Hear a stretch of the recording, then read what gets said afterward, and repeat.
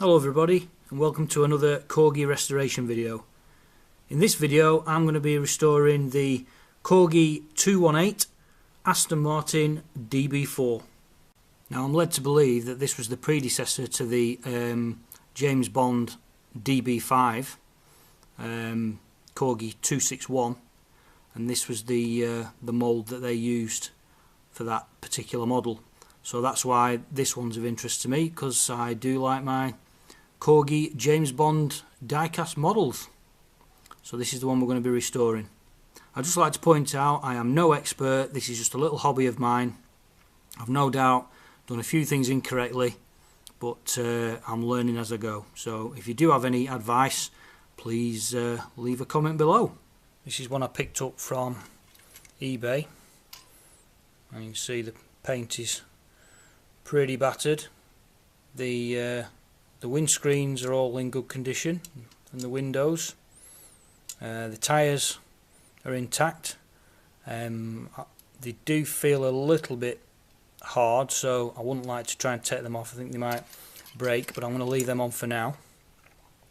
The wheels look okay. You can see it's I'm not sure what the proper wording is for these wheels, but they're the filled in ones. There is a similar model with different style wheels. What I do like about this one is it's got the little tax disc on the windscreen there, and it does have the number plate just about. I think it's TYS 237. Base plate's quite nice. So yeah, oh, and the suspension on the wheels looks like they're a little bit gone. The front ones aren't too bad. They're like little, I've just had a look inside, and they're not plastic suspension units. It's like a little wire rod inside. That one you can see is, so it sits on a wonky angle. I didn't realise at the time that the bonnet opened, so that's quite nice. So this is going to be quite a nice one to do, I think.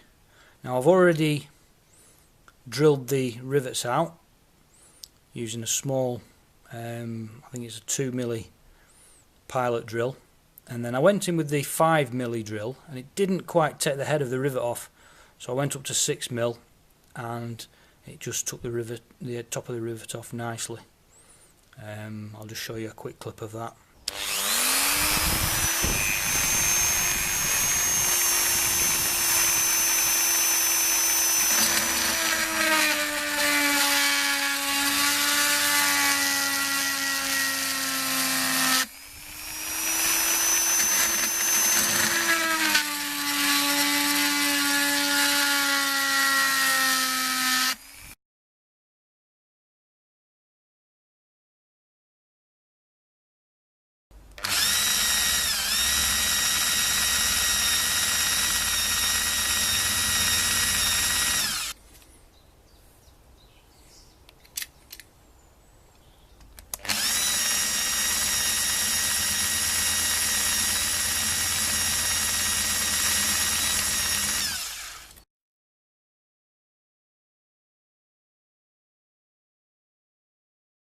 So what I'm going to try and do now is I'm going to try and pop the base plate off. I'm hoping that I've took enough off the head of the rivet, and we'll have a look inside.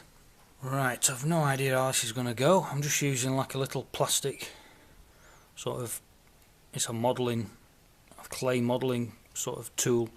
I don't want to damage the metalwork if I can. So I'm just going to go in under there and see if that pops off. Oh, I can just see that one is loose. That one's clear. Oh, there we go. Alright, that came off nice and easy. On the other side. Oh, look at that, beautiful. Right, so that worked really well. So take the base plate off. Have a look underneath. Alright, that's interesting. So that one seems to be working okay. I can see what's happening. You can see there that you look at the top rod, this one is over the axle of that wheel and is over the axle of that wheel, but this one is not. It's over that one, but it's dropped off that one, and that's just held in by a little spring plate, little plate there holding that down. So all that needs is that rod reseating, and that should be okay. But that's nice and clean inside. Right, so that should be easy to sort out, so that's good. Inside, look at the muck in there.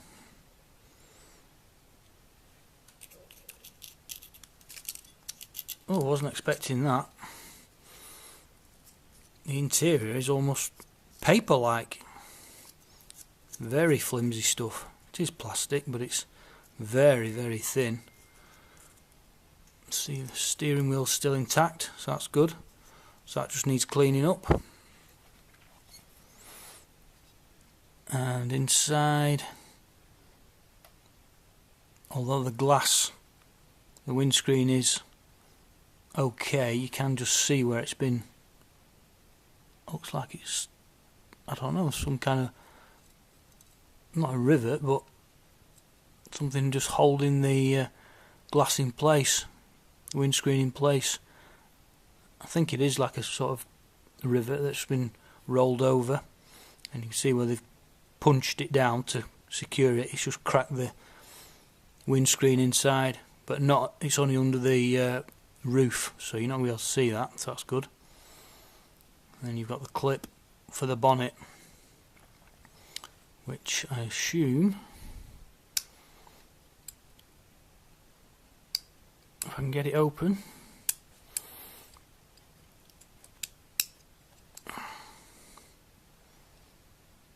I don't know whether I can remove that to be able to take the bonnet lid off. I don't think I can. I'd have to take them rivets out. The two rivets there holding the engine section, so I might have to spray that as is, or I'm going to have to take them two rivets out to take the engine out. I've never removed the engine of a model before. Right, okay, so that's not too bad. We'll start cleaning that up, and then we'll decide whether we're going to take the engine out and get this in the caustic soda. Right, so to fix this top suspension, all we need to do is lift that up and push that forward like that, and you can see there's like a little bit, an end stop there and there that the bar fits in, and it's just dropped out of that basically. So I just push that a little bit more. Yep, there it goes, and that should now be okay. Look at that.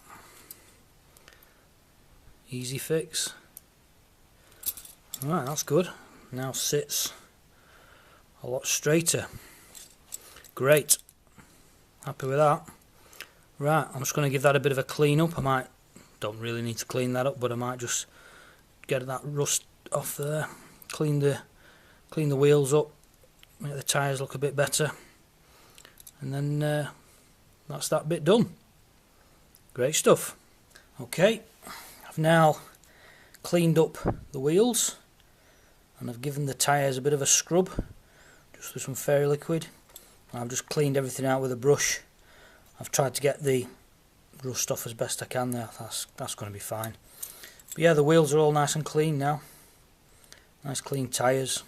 They look a lot better. So that's the base plate done. Onto the body shell. I've managed to remove the engine bay, which was just a case of taking my time,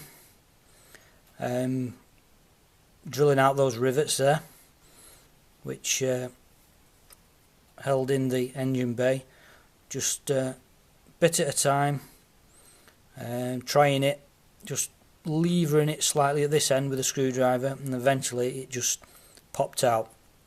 So that means I can now put that in the caustic soda and get that stripped, ready for repainting. Same with this. I'm not going to bother stripping the paint off that. All I'm going to do is I'm going to touch up the engine bay. It's just silver. I don't know, I might add a bit of detail. I'll think about that later on. But that came out relatively easily, and that was the bonnet lid, so that's going to need stripping and spraying as well, although it's not too bad. But yeah, I'll be stripping that. Now, as regards the glass or the windscreen, again, that was just in there like that, and it was a metal sort of rivet. Well, it had been rolled over, stamped down to secure it.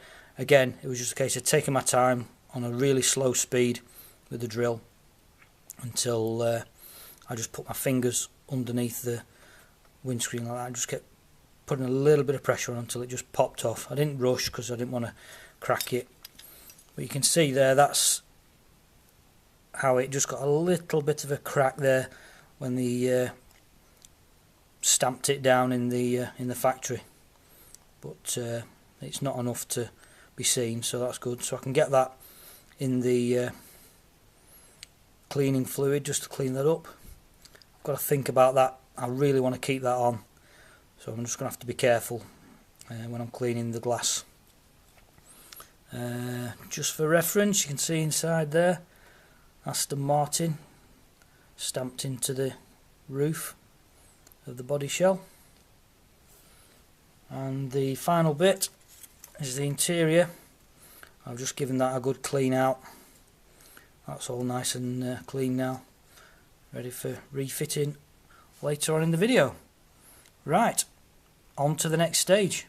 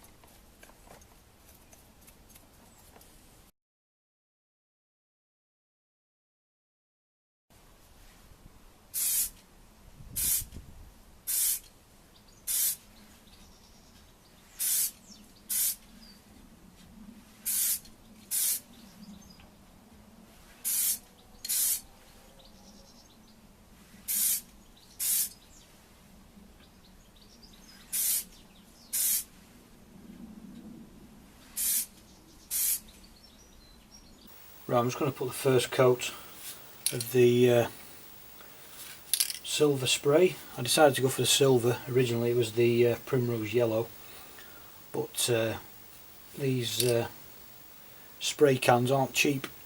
I already had the silver, the Fiat silver from Halfords, so I thought I might as well just use that up. It's not like I'm going to be selling this, I'm just keeping it for myself, so this one being silver will be in keeping with the rest of my James Bond models, but this one's just the basic Aston Martin DB4.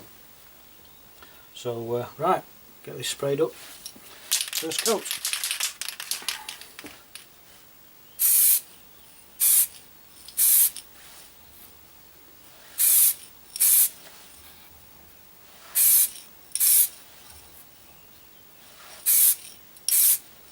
I'm I'm no expert, so I apologise if I'm not doing this correctly. I'm learning on the job.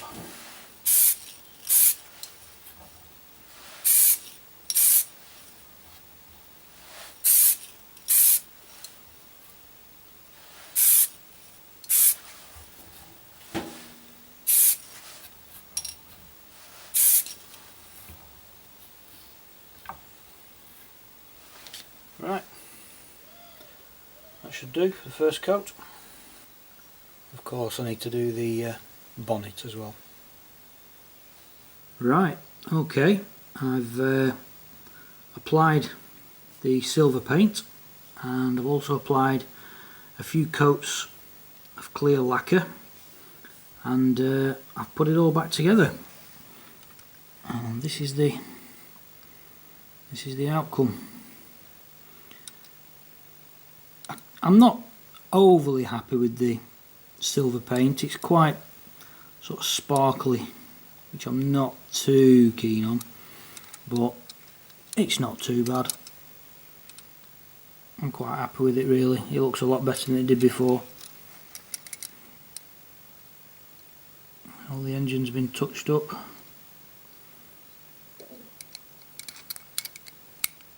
Still got the tax disc on, which I wanted.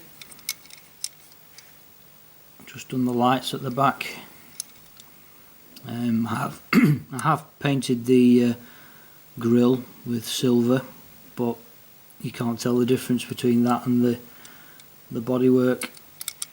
I've not actually replaced any rivets or used any glue, because when I drilled it out I left a bit on the actual rivet. It's just popped back in place, and you can just see there the rivet for the engine bay as well, and that's just popped in. So I may go back to it at a later date once I've bought some rivets, because I've not got any. I have drilled it out ready for rivets, but I've not put any in, and it's holding in place.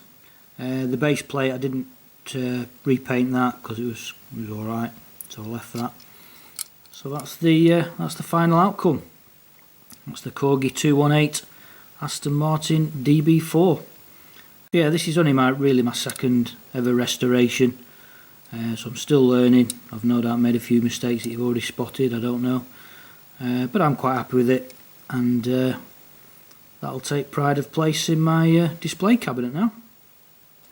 So there it is in the display cabinet alongside the DB5, the Aston Martin DB5, James Bond one. So that can stay there now. So yeah, that was the restoration of my Corgi 218 Aston Martin DB4. I hope you enjoyed that. If you did, please remember to like and subscribe. Thanks for watching, and we'll see you on the next video.